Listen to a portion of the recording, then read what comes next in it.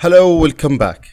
Today's session translates a landmark policy, the UAE's 2024 Climate Change Reduction Law, into concrete VPAA strategy. Enforcement begins 9 months after its publication in the Official Gazette, 28th of August 2024. So compliance is live as of late May 2025. We will move beyond compliance checklist and drill into revenue models, risk allocation, measurement and verification (MRV), and how the National Carbon Credit Registry and clean energy certificates will change market incentives for both sides of the VPAA. Our touchstone is the statute itself. We layer on recent peer-reviewed evidence on PPAs, carbon markets, and the UAE power context. This decree law is not a policy suggestion. Now, it is a binding law. It was officially published in August 2024 and comes into force in May 2025 under Article 21. Importantly, Article 18 gives corporate a 1-year transition window ending in May 2026. To align their operations with the decree.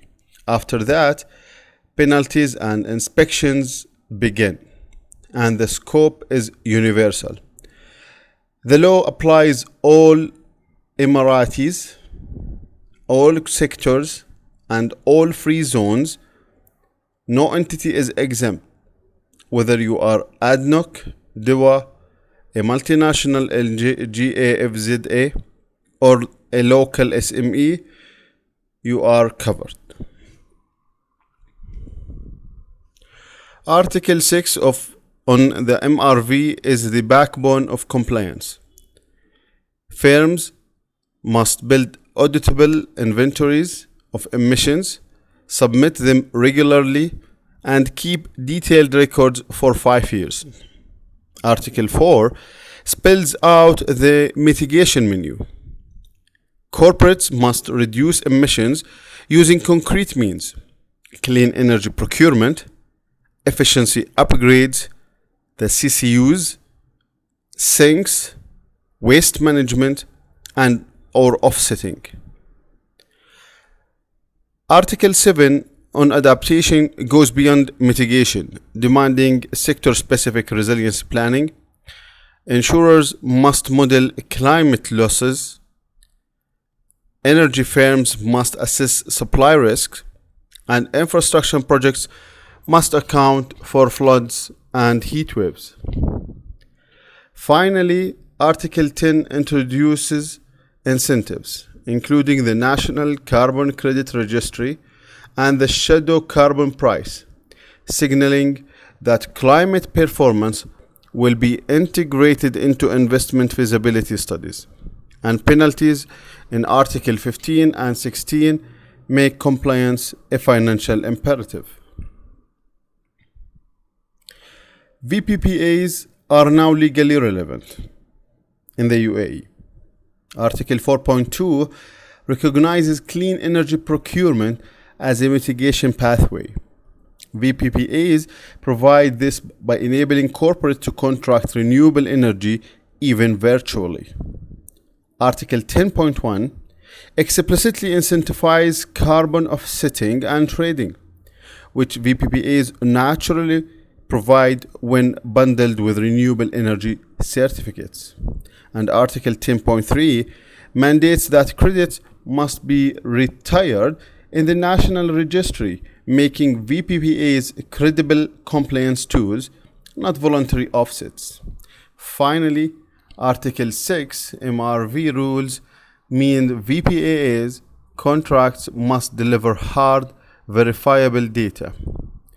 Corporates can no longer announce megawatts in press releases. They must show registry-backed certificates and emission reductions. The UAE is not ERCOT or Nord Pool. Well, the one in the United States of America.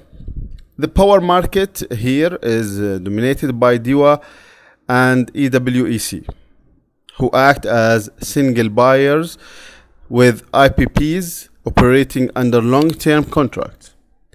That means we don't have a liquid wholesale market with hub prices. VPPAs in the UAE must define their own settlement structures, often a proxy generation or agreed tariff benchmarks. On the attribute side, Abu Dhabi's CEC system already aligns with the IREC standards of the International Renewable Energy Certificates. Under Article 10.3, these certificates will be rolled into a federal National Carbon Credit Registry that gives corporates certainty, but also removes loopholes. Only registry verified retirements will count. Article 10.3 is the anchor of corporate claims. If a corporate claims it is running on renewable energy, it must prove that the relevant clean energy certificate or carbon credits have been retired in the national registry. This prevents greenwashing and double counting. Practically, VPPA's contracts must be rewritten. You must state who retires the certificates, when, and what happens if the registry rejects or invalidates them. Without this, your compliance report under Article 6 should be flagged, leading to penalties under Article 15 and 16. The supply side is scaling aggressively. Article 5 requires Cabinet to set annual targets, ensuring demand for renewables will grow year on year. Article 12 ties this to the NDCs, linking local actions to international commitments. Physically, the UAE is already a leader. The MBR solar park in Dubai is targeting 5 gigawatt. Noor Abu Dhabi supplies 1.2 gigawatt. Al Barakah nuclear now provides a quarter of national electricity with zero emissions. ADNOC, Al Riyadh CCU's project captures nearly 1 million tons of CO2 annually under the concept of carbon sequestration. This infrastructure underpins the feasibility of VPPAs, giving corporates real capacity to contract against. Every VPPA has always carried financial risk. Price volatility, mismatches in shape between local and renewable generation, and volume risk when a project underdelivers. Now, the decree adds 3 more. MRV risk under Article 6, inaccurate data is not just reputational, it is punishable. Attribute risk under Article 10, if your certificates are not properly retired, you are non-compliant. Change in law risk under Article 19, the minister may issue new resolution adjusting requirements. That's another third extra risk. For example, today a certain offset may be acceptable, tomorrow it may be rejected. Contracts must evolve to handle these risks through stronger change in law provisions, explicit MRV appendices, and attribute replacement clauses. For suppliers, demand certainty improves because corporates are now obligated to act. Those who can supply registry compliant, MRV ready products will be bankable, showcasing additionality demonstrating that your renewable plant only came online because of VPPA demand. Directly support compliance with Article 4's Clean Energy Pathway. Further, suppliers that bundle renewables with storage or design proxy generation VPPAs will differentiate themselves by reducing shape risk. Developers are no longer just selling power, they are selling compliance and risk management packages. For corporates, the CFO must now treat carbon like a financial liability. Article 10.1 shadow carbon pricing means factoring a cost per ton of CO2 into NPVs.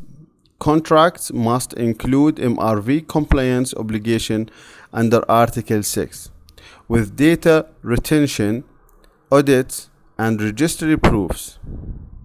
Most importantly, Article 10.3 requires attributes to be retired in the National Registry. Otherwise, your claim is invalid.